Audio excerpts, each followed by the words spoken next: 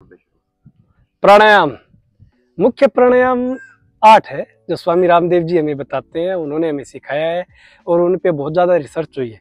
तो मैं आपको सबसे पहले जो प्राणायाम है वो बताता हूँ भस्त्रिका। भस्त्रिका में क्या करना है, जैसे बैठने की स्थिति है ना हमारी, ये सिद्धासन में है, मैं सिद्धासन में बैठा हूँ और मेरुदंड हमारा सीधा होना चाहिए। अगर आप नीचे नहीं बैठ सकते तो आप चेयर पे भी बैठ सकते हो, कुर्सी पे भी, ठीक है। कुर्सी पे बैठ के आराम से कर सकते हो, कोई साइड इफेक्ट नहीं है।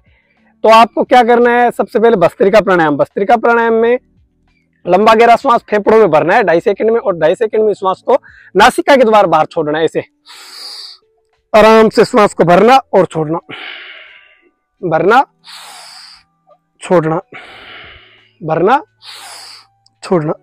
यह तो हो गई सामान्य स्थिति। और इसमें हम अगर मध्यम स्थिति करें तो ऐसे, अगर युवा है उनको तीव्र गति से करना है और आनंद लेना है बहुत ज्यादा, तो भस्त्रिका प्राणायाम तीव्र गति से भी कर सकते हैं। ऐसे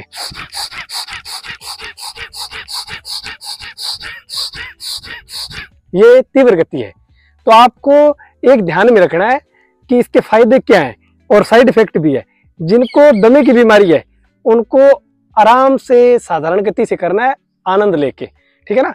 दमा जिसको पंप लेते हैं, जो पंप लेते हैं वो पंप छूट जाएगा अगर ये भस्त्रिका प्राणायाम करते हैं। भस्त्रिका प्राणायाम के फायदे हैं खांसी, जुखाम, नजला, टाइफाइड, मलेरिया, टीबी, दमा, जिसको अस्थमा बोलते हैं, वो इनको जड़ से मिटाता है। ये भस्त्रिका प्राणायाम खत्म करता है इन रोगों को।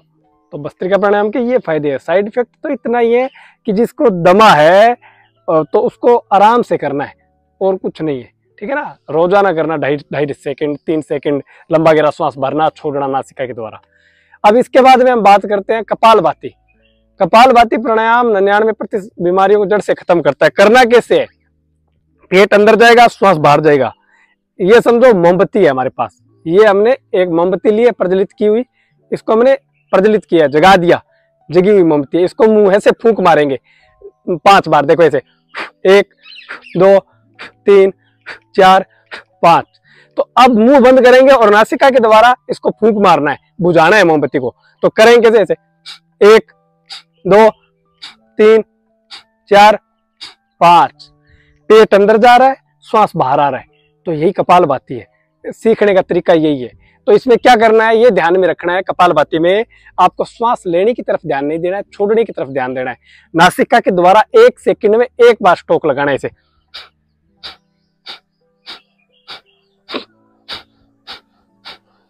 कपालभाति प्राणायाम, कपालभाति रोजाना आप कम से कम 10-15 मिनट कर लिया करो। और अगर शुरुआत कर रहे हो तो 1-2 मिनट से शुरुआत करो।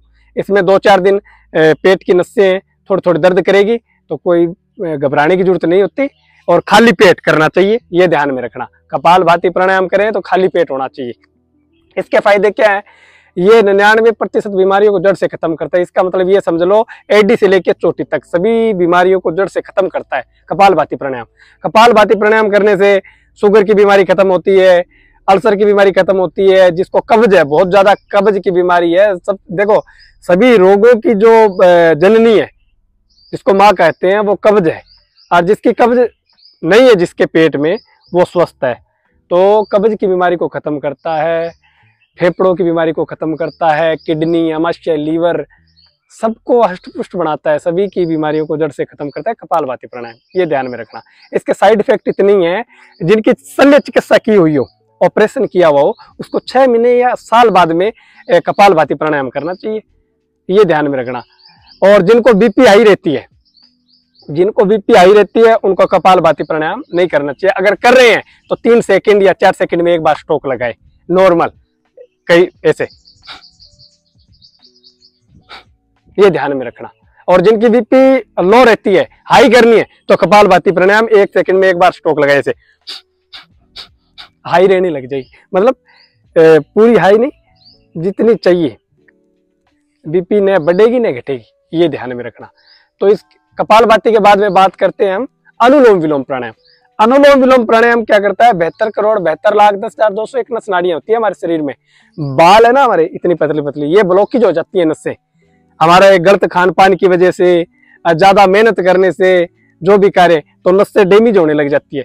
उनको अगर हमें अष्टपुष्ट बनाना है और रक्त को सुचारू रूप से प्रवाहित करना है तो अनुलोम विलोम प्राणायाम करना चाहिए। अनुलोम विलोम प्राणायाम करने से बीपी हाई लो नहीं होती और हार्ट की दिक्कत नहीं होती, ठीक है। नेत्र ज्योति बढ़ती है, कानों की समस्या का हल है। ऐसे मान लो एडी से लेके चोटी तक ये हमारा परफेक्ट प्राणायाम है।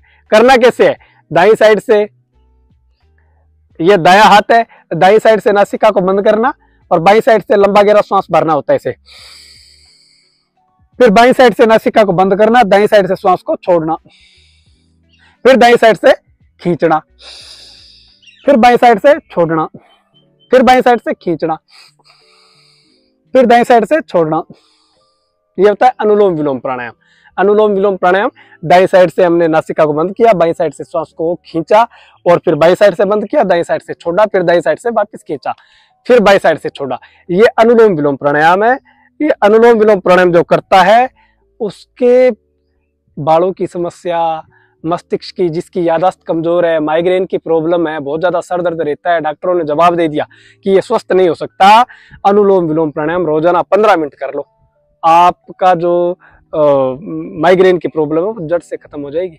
और जो याददाश्त है वो तीव्र होती है। बच्चों को खूब करना चाहिए अनुलोम विलोम प्राणायाम। तो अनुलोम विलोम प्राणायाम के बाद में हम बात करते हैं भ्रामरी। भ्रामरी प्राणायाम करना है। भ्रामरी में क्या होता है, ये दो बीच की उंगली नेत्र पे, पहली मस्तिष्क पे, चिटली गाल पे, और जो अंगूठे हैं हमारे ये साइड में पॉइंट है ये कान के, इसको अंदर की ओर धकेलना है। जब हमारे कान बंद हो गए तो हमें क्या करना है, लंबा गहरा श्वास नासिका के द्वारा फेफड़ों में भरना है और नासिका के द्वारा ओम का उच्चारण करवाना है। भंवरे की तरह गुंजन करवा सकते हो, ओम का उच्चारण करवा सकते हो, जैसे आपको अच्छा लगे। ऐसे देखो,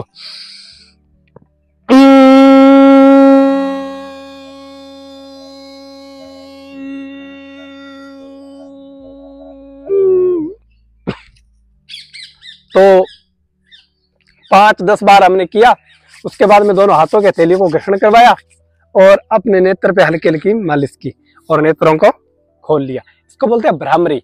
भ्रामरी में क्या होता है, जिसको अनिद्रा, तनाव रहता है, बहुत ज्यादा मानसिक पीड़ित है और बहुत ज्यादा चिंता में रहता है, तो उसको ये भ्रामरी करना चाहिए कम से कम 10, 15, 20, 50 बार।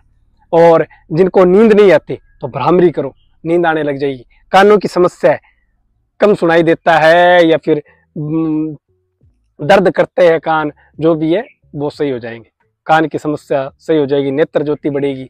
ये भ्रामरी करने से अनेक फायदे हैं, तो हमेशा 20, 30, 50 बार भ्रामरी कर लिया करो जब भी आपको समय मिले। ये हो गए प्राणायाम। अब इसके बाद में हम अगर और प्राणायाम की बात करें तो उसमें उज्जाई प्राणायाम आ जाता है। उज्जाई क्या होता है कि जिसको थायराइड की दिक्कत होती है, गले में किसी भी प्रकार की दिक्कत होती है, उसको उज्जाई प्राणायाम करना चाहिए। उज्जाई प्राणायाम करने से एक तो बोलने की जो क्षमता है, हमारे गले में जो खरखराश होता है वो सही होता है। थायराइड ग्रंथि में किसी प्रकार का विकार पैदा हो गया, उसका वो विकार को खत्म करता है उज्जाई प्राणायाम। उज्जाई प्राणायाम करने का तरीका कैसे है, हमें क्या करना है, लंबा गहरा श्वास गले के द्वारा घर्षण करवाना है। गले के द्वारा श्वास खींचना अंदर है, लेकिन गले से होकर अंदर की तरफ आना चाहिए, ये ध्यान में रखना है। ऐसे देखो, ऐसे जब हम करेंगे तो श्वास को रोकना है, फिर ये ठोडी या जालंधर बंद है, यहाँ ऐसे लगाना है। फिर हमारा जब दम घुटने लगे तो गर्दन को ऊंचा करना, दाईं साइड से नासिका को बंद करना, बाईं साइड से श्वास को छोड़ देना। एक बार देख लो ऐसे।